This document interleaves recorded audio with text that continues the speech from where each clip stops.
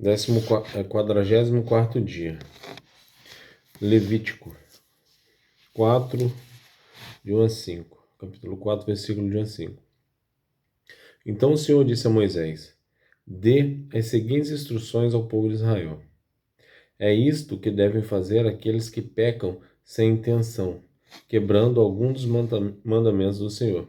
Se o sacerdote ungido pecar, trazendo culpa sobre todo o povo, apresentará ao Senhor um novilho sem defeito como oferta pelo pecado que cometeu. Trará o novilho perante o Senhor à entrada da tenda do encontro.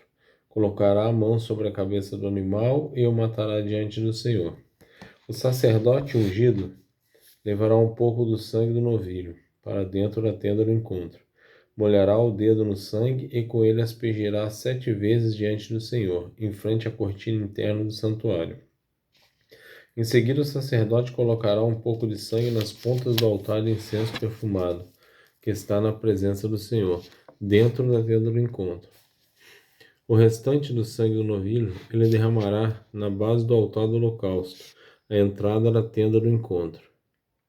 Depois, removerá toda a gordura do novilho a ser apresentado como oferta pelo pecado, incluindo a gordura que envolve os órgãos internos dos rins, a gordura ao redor perto dos lombos e o lóbulo do fígado. Removerá todas as partes junto com os rins, como se faz com animais, apresentados como oferta de paz, e queimará tudo no altar do holocausto. Mas o que restar do novilho, o couro, a carne, a cabeça, as pernas, os órgãos internos e os excrementos, ele tomará e levará para um lugar cerimonialmente puro, fora do acampamento, onde são jogadas as cinzas. Ali, sobre o monte de cinzas, queimará os restos no fogo feito com lenha. Se toda a comunidade de Israel pecar, quebrando alguns dos mandamentos do Senhor, mas não se der conta disso, ainda assim será culpada. Quando perceber seu pecado, o povo trará um novilho como oferta pelo pecado e o apresentará à entrada da tenda do encontro.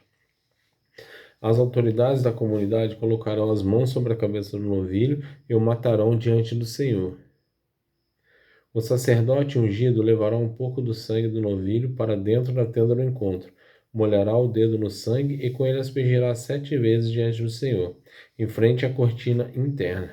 Em seguida, colocará um pouco do sangue nas pontas do altar que está na presença do Senhor, dentro da tenda do encontro. O restante do sangue do novilho ele derramará na base do altar do holocausto, à entrada da tenda do encontro. Depois, removerá toda a gordura do novilho e a queimará no altar, como se faz com o novilho apresentado como oferta pelo pecado. Desse modo, o sacerdote fará expiação pelo povo, e eles serão perdoados. Então o sacerdote tomará o que restar do novilho, levará para fora do acampamento e o queimará ali, como se faz com a oferta pelo pecado. Essa oferta é pelo pecado de toda a comunidade de Israel. Se um dos líderes do povo pecar, quebrando algum dos mandamentos do Senhor, seu Deus, mas não se der conta disso, ainda assim será culpado. Quando perceber seu pecado, o líder apresentará como oferta um bode sem defeito. Colocará a mão sobre a cabeça do bode e o matará diante do Senhor, no mesmo lugar onde são mortos os animais para os holocaustos. É uma oferta pelo pecado. O sacerdote molhará o dedo no sangue da oferta pelo pecado e o colocará nas pontas do altar do holocausto. O restante do sangue ele derramará na base do altar. Em seguida queimará no altar toda a gordura do bode, como se faz com a oferta de paz. Desse modo, o sacerdote fará expiação pelo líder, e ele será perdoado. Se outra pessoa do povo pecar, quebrando algum dos mandamentos do Senhor, mas não se der conta disso, ainda assim será culpada. Quando perceber seu pecado, ela apresentará como oferta pelo pecado uma cabra sem defeito. Colocará a mão sobre a cabeça do animal da oferta pelo pecado e o matará no mesmo lugar onde são mortos os animais para os holocaustos. O sacerdote molhará o dedo no sangue e o colocará nas pontas do altar do holocausto.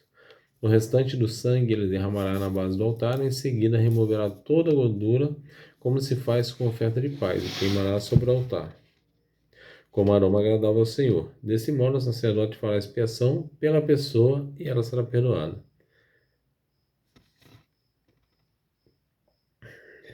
Se alguém for chamado para testemunhar a respeito de algo que tenha visto ou que seja de seu conhecimento, mas se recusar a fazê-lo, comete pecado e deverá ser castigado por causa do seu pecado.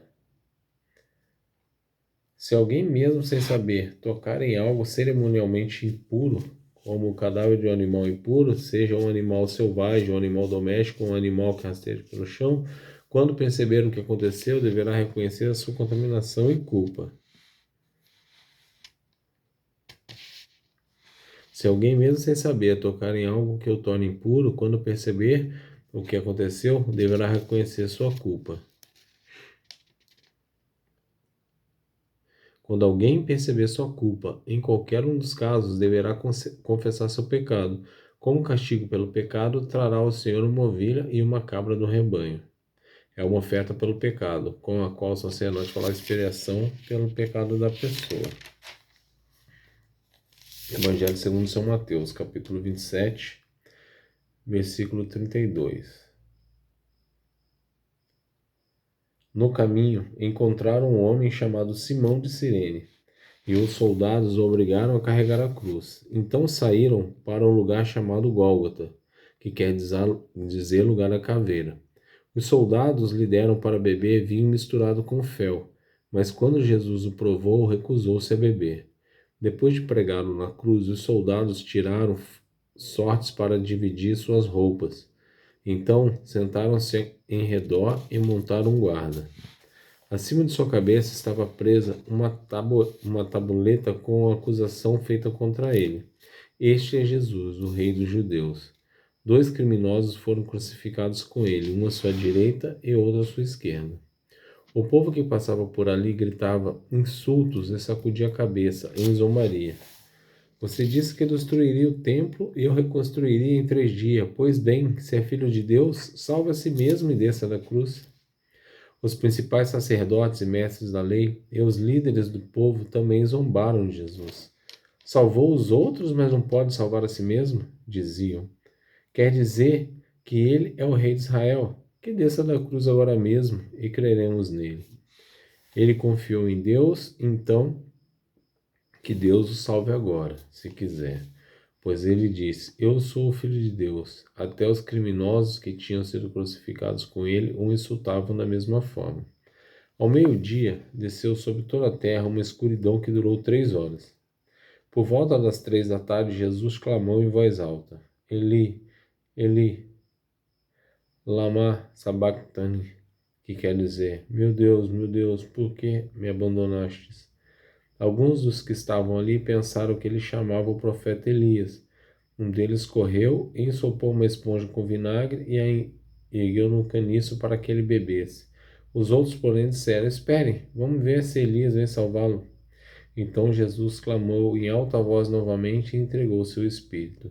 Naquele momento, a cortina do santuário do templo se rasgou em 2 partes, de cima até embaixo. A terra estremeceu, rochas se partiram e sepulturas se abriram. Muitos do povo santo que haviam morrido ressuscitaram. Saíram do cemitério depois da ressurreição de Jesus, entraram na cidade santa de Jerusalém e apareceram a muita gente. O oficial romano e outros soldados que vigiavam Jesus ficaram aterrorizados com o terremoto e com tudo o que havia acontecido, e disseram: Este homem era verdadeiramente o Filho de Deus. Muitas mulheres que tinham vindo da Galiléia com Jesus para servi-lo olhavam de longe. Entre elas estavam Maria Madalena, Maria, mãe de Tiago e José, e a mãe dos filhos de Zebedeu. Ao entardecer, José, um homem rico de Arimateia, que tinha se tornado seguidor de Jesus, foi a Pilatos e pediu o corpo de Jesus. Pilatos ordenou que lhe entregasse o corpo. José tomou o corpo e o envolveu num lençol limpo, feito de linho, e o colocou num túmulo novo de sua propriedade, escavado na rocha. Então, rolou uma grande pedra na entrada do túmulo e foi embora. Maria Madalena e outra Maria estavam ali sentadas em frente ao túmulo.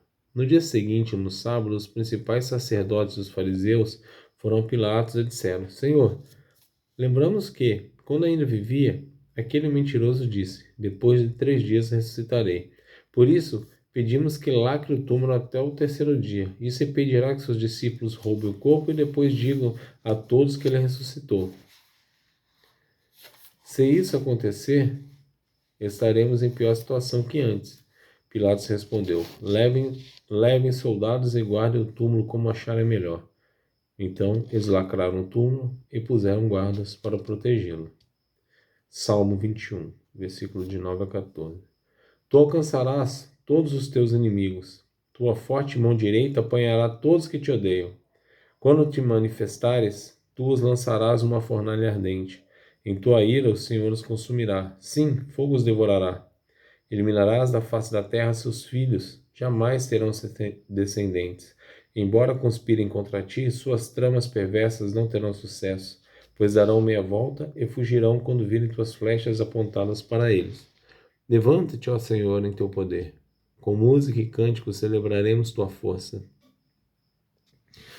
Provérbios 11, de 1 a 5. O uso de balanças desonesta é detestável para o Senhor, mas ele se alegra com pesos exatos. O orgulho leva à desgraça, mas com a humildade vem a sabedoria.